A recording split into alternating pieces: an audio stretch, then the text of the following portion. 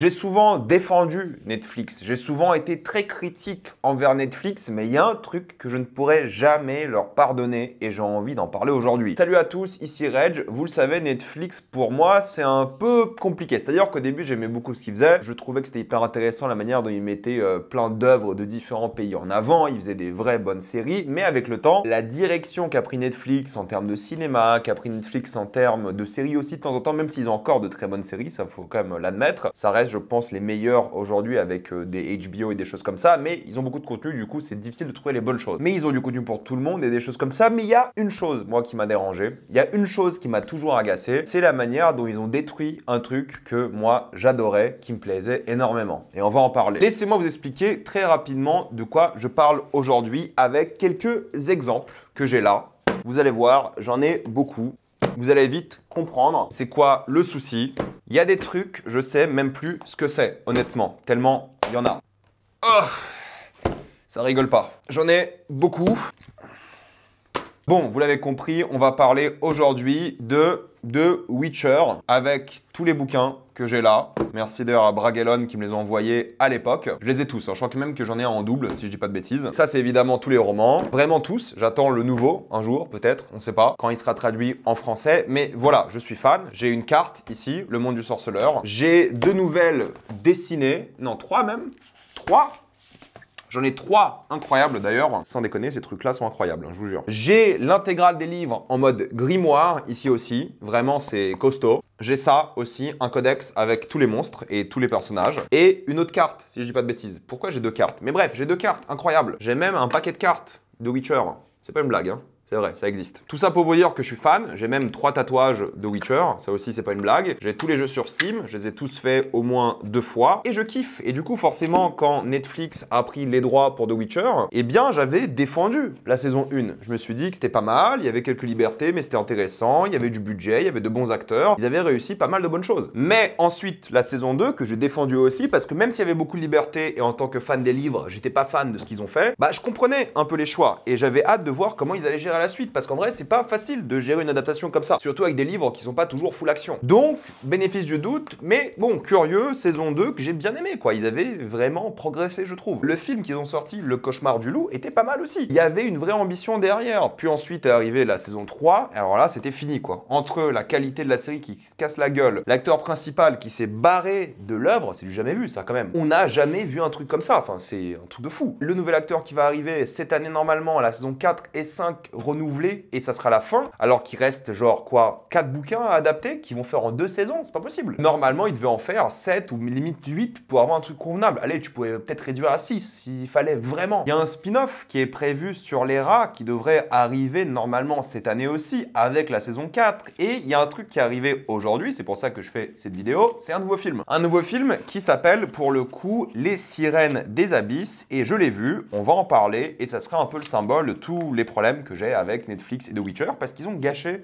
cette belle licence. Et ce film-là, sans spoiler évidemment, je vais vous expliquer pourquoi ça ne va pas. The Witcher, Les Sirènes des Abysses, ou Sirens of the Deep, est l'histoire de Geralt et Jaskier qui partent à l'aventure et ont une mission. Ils doivent tuer une créature aquatique, sauf que tuer ces créatures aquatiques va les mener vers un royaume aquatique avec plein de personnes différentes, des non-humains, et c'est là que Geralt et Jaskier vont rentrer dans une sorte de conflit politique entre les humains de la côte et les non-humains du monde aquatique. Comme pour le précédent film, c'est le studio Mir qui s'en occupe, et on va parler de l'animation juste après. C'est une adaptation d'une nouvelle qui s'appelle A Little Sacrifice, ou en français je crois Un Petit Sacrifice, avec un Geralt du coup qui a le même âge que dans les livres, qui est cette fois-ci interprété par Doug Cockle, qui est donc le Geralt des jeux vidéo, ce qui est vraiment plaisant. Le mec interprète Geralt depuis 20 ans, quand j'entends Geralt, j'entends sa voix, c'est pas Henry Cavill qui est de retour évidemment, c'est bel et bien Doug, et ça fait grave plaisir. Le mec est toujours aussi bon, il est reconnaissable et on adore sa voix. Et je vais pas m'attarder sur l'adaptation, à quel point c'est fidèle ou pas la nouvelle, parce que j'ai pas lu la nouvelle depuis un moment, et en réalité c'est pas si grave que ça du moment que l'œuvre est bien. On peut être déçu ou pas, mais j'ai l'impression, si mes souvenirs sont bons, que l'œuvre a été plus ou moins respectée. Mais je suis pas allé dans les détails, je me suis juste retapé un petit résumé parce que j'avais plus les détails en tête, ça fait des années que j'ai pas lu, hein. Mais au moins ça a l'air de bien respecter les personnages, l'ambiance, tout ce qu'ils voulaient faire en fait à la base. C'est ça qui est intéressant, c'est qu'en fait c'est une petite aventure comme à l'époque avec Geralt, avec Jaskier, il y a même des interventions d'Yennefer, j'en parlerai surtout en spoiler parce que je suis pas fan des interventions, et d'autres personnages. personnages que vous connaissez pour ceux qui ont lu les livres, qui sont là, qu'on n'avait jamais vu auparavant. Petite aventure qui parle de monstres, de politique, comme dans The Witcher en fait de manière générale, mais en même temps d'enquête sur qu'est-ce qui s'est réellement passé avec ces monstres, avec le monde qui entoure Geralt à ce moment-là, avec les différents mensonges, des factions humaines, non humaines, c'est des sirènes hein, pour être précis. Ça va parler de racisme, ça va parler des richesses et à quel point les gens veulent s'accaparer les richesses, d'attaques terroristes aussi par exemple, à quel point c'est une arme politique. C'est peu manichéen parce que de une, c'est adapté des bouquins qui le sont rarement, mais c'est l'ambiance de The Witcher. Tu vois, il y a un peu d'humour noir. C'est une adaptation de La Petite Sirène et en même temps de Roméo et Juliette parce que ça a toujours été ça. En gros, The Witcher, ça prend des contes européens pour les réadapter et en faire quelque chose d'un peu loufoque, parfois gore et violent et un peu trash. Et il y a des morts violentes par exemple, même si pas beaucoup, mais le problème c'est qu'il y a un côté un peu plus enfantin, je trouve, à l'œuvre. Par exemple, il y aura une méchante qui va venir se présenter et elle va expliquer tout le scénario à haute voix. Et c'est beaucoup de ça, beaucoup d'explications de scénario. Il y a des passages d'ailleurs un peu de très petite sirène en chanson par exemple. Il y a beaucoup de références, alors au bouquin c'est normal parce que c'est adapté, mais aussi à l'œuvre Netflix de manière générale. Ça répète beaucoup de choses à haute voix comme si c'est des enfants qui regardaient le film en faisant autre chose en même temps. Et il y a des bouts d'intrigue, hein, comme Yennefer par exemple, qui n'ont pas vraiment une vraie utilité là, mis à part de teaser une suite ou une autre adaptation d'une autre nouvelle par exemple, ou d'un autre chapitre des bouquins en film animé, mais pour l'instant il n'y a rien de prévu. Tout dépendra j'imagine du succès de cette œuvre-là. Même s'il y a des moments de beauté entre lui et Yennefer, bon, ça reste, je trouve, assez dispensable, comme pour un flashback concernant Jaskier, qui est pas essentiel, mais c'est vrai qu'en 1h30, quand même, le film arrive à mettre pas mal de choses dedans, pas mal de thématiques sérieuses, pas mal de personnages, et il gère ça plutôt bien. Oui, c'est un peu plus enfantin, oui, ça te prend un peu pour un débile, ce qui est un peu dommage, et ça va pas vraiment dans la complexité ou la maturité, ce qui est vraiment fort, c'est les thématiques de base et le non-manichéisme qui est intéressant, c'est-à-dire que quasiment tout le monde est méchant avec des qualités positives de temps en temps, mais c'est pas les gentils qui ont les méchants, c'est The Witcher quoi. Et j'aime bien la direction artistique, de toute façon, moi j'ai toujours défendu la direction artistique de Netflix sur The Witcher, surtout sur les 2 premières saisons, parce que je trouve qu'ils ont géré plein de choses. Ils ont géré les décors, ils ont géré les costumes, ils ont réussi à créer une ambiance généralement assez européenne, mine de rien, qui rend bien, avec les décors, les paysages. Je trouve qu'ils avaient fait un bon travail dessus. Les acteurs, pour moi, ont toujours été géniaux, ils ont toujours été bien choisis. Le problème, c'est la musique. Alors, la musique de la saison 1 était géniale, la compositrice était top. Là, c'est le même compositeur que la saison 2 et 3, et bah oui, c'est une musique générique inintéressante, et c'est dommage. La BO de la première saison était mortelle. Et en termes d'animation, bah, c'est plutôt joli, c'est très dynamique dans les scènes d'action. On a un Geralt très danseur, avec pas mal de symbolisme aussi dans la mise en scène, même si c'est très simple. Mais j'aime bien en tout cas comment ils ont fait le côté danse, agile de Geralt, qui montre un peu une sorte de jeunesse. La puissance des signes et leur esthétique, qui sont peut-être un peu abusés, mais ça rend bien visuellement. Alors oui, encore une fois, c'est simple, parce qu'il n'y a pas trop d'idées de mise en scène, mis à part quelques plans plutôt cool, mais il n'y a pas une vraie réflexion sur comment on met en scène un film d'animation, et c'est vraiment un téléfilm d'animation. Voyez-le comme ça. Voyez-le comme un long épisode de série, mais qui dure 1h30. Mais en vrai, ça fait le taf. C'est un peu ostentatoire, ça s'amuse avec le concept, le lore, les monstres et tout. C'est cool. Il y a un beau mélange de trucs faits à la main et de CGI, surtout pour les monstres, qui est pas mal et assez intéressant. Il y a une belle échelle par rapport aux créatures, on n'est jamais réellement perdu. C'est une belle petite aventure qui rend bien en animation. C'est sûrement du même niveau que le cauchemar du loup, qui était encore plus ostentatoire avec des gros sièges, des grosses batailles. Là, c'est plus intime, mais ça rend bien, même s'il y a des grosses batailles et des choses comme ça aussi. Il y a des déceptions sur le monde aquatique qui aurait peut-être dû plus ressembler à Avatar 2, mais qui ressemble au final à Black Panther 2, ce qui est pas une bonne chose. Mais globalement, voilà, les acteurs jouent bien, c'est écrit malheureusement de manière un peu trop simple, ça qui est dommage. Et le truc, c'est que lorsque je vois ça, et c'est ça mon souci avec Netflix, c'est que j'ai compris qu'ils ont compris ce qu'est The Witcher. En fait, lorsqu'ils adaptent plus ou moins bien, avec certes des libertés quand même ici, hein, surtout dans l'action, des choses comme ça, bah ils comprennent l'ambiance, ils comprennent les personnages, ils comprennent ce qu'on aime dans The Witcher. Malheureusement, ils l'ont un peu Netflixisé,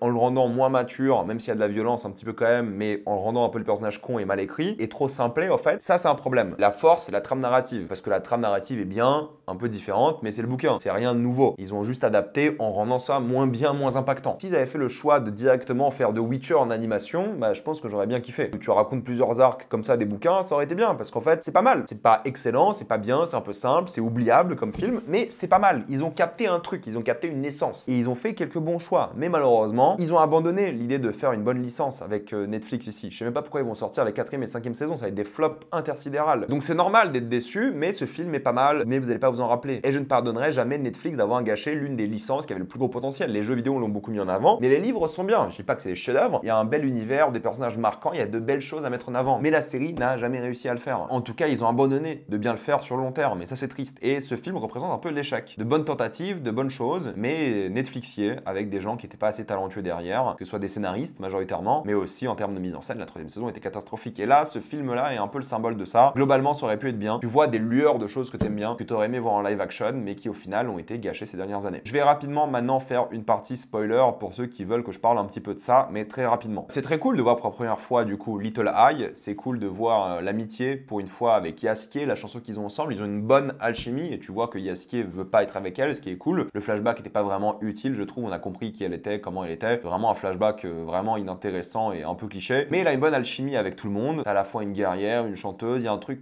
qui a toujours été présent dans les œuvres de Witcher, hein, c'est le côté un peu femme forte dans les bouquins, qui est pas mal ici, elle flirte avec Geralt, Geralt est un peu gênant au début, il pense surtout à Yennefer, hein, c'est surtout ça le souci, mais je trouve que c'est un bon personnage qui était plutôt bien développé, surtout dans les passages où elle parle justement de qui elle aimerait être et comment elle aimerait être libre, mais elle donne l'impression de parler du coup à la place de la sirène, c'est pas mal. Le flirt est sympa, même si Yennefer pour moi c'est un truc qui tease autre chose, qui sont plus des références à la série et au bouquin, qui sert pas à grand chose. On aurait très bien pu faire ce film sans Yennefer, je sais pas pourquoi ils l'ont rajouté, à moins qu'ils préparent autre chose par la suite, je vois pas l'intérêt. Et oui, il y a une beauté, c'est assez mignon et touchant, une poésie derrière, mais ça fait vraiment rajout plus qu'autre chose. Après, il y a des trucs qui me dérangent un petit peu, comme Geralt qui a du mal à tuer un Vodnik à un moment dans la forêt, et puis ensuite il les défonce tous, tout le temps, sans problème. Mais la scène du Kraken est pas mal, il y a une perspective assez intéressante, l'échelle est plutôt satisfaisante, le monstre est plutôt cool, tu vois un peu la férocité, il y a plein de gens qui meurent. C'est une boucherie, et ça j'ai toujours bien aimé dans The Witcher. Alors oui, c'est un peu too much avec tous les politiques qui sont là, dont le roi, il y a un côté un peu vengeance personnelle, l'alliance entre les deux qui était pas mal. C'est cool de voir justement deux factions opposées, qui sont opposées techniquement, mais qui font alliance en secret, juste pour leurs avantages personnels et leur volonté de manipuler, de contrôler leurs enfants. J'aime bien le côté la petite sirène à la fin où c'est le mec qui va justement avec la femme et qui se transforme et qui abandonne un peu son règne, et en même temps c'est un peu ce symbole, c'est du patriarcat qui abandonne, qui est souvent présent dans les bouquins de Witcher. Il y a toujours eu un côté un peu féministe, des trucs typiques, jalousie, drames familiaux, tu comprends pourquoi le Kraken à la base était méchant, tu comprends pourquoi le roi est méchant, c'est pas de leur côté mais tu comprends, et c'est ça qui est fascinant. Donc oui, c'est une fin satisfaisante, prévisible si t'as connu évidemment les livres, même si t'as pas connu je pense c'est prévisible, et c'était pas mal en réalité. Mais ça s'arrête un peu là, et ça donne pas forcément envie de revoir du Witcher par la suite. Je pense que personne va regarder ce film, ça m'étonnerait qu'il soit dans les charts Netflix, genre vraiment ça m'étonnerait beaucoup, donc difficile de le recommander, sauf si vous êtes un grand fan, et c'est sympathique, mais honnêtement sans plus. Voilà, je vais m'arrêter là, mettez dans les commentaires ce que vous avez pensé de ce film et de la stratégie Netflix concernant The Witcher. Pensez à vous abonner à la chaîne pour voir les prochaines vidéos, mettez un j'aime, ça aide beaucoup la chaîne, suivez-moi sur tous mes réseaux pour plus de contenu court ou des lives, et moi je vous dis à la prochaine fois,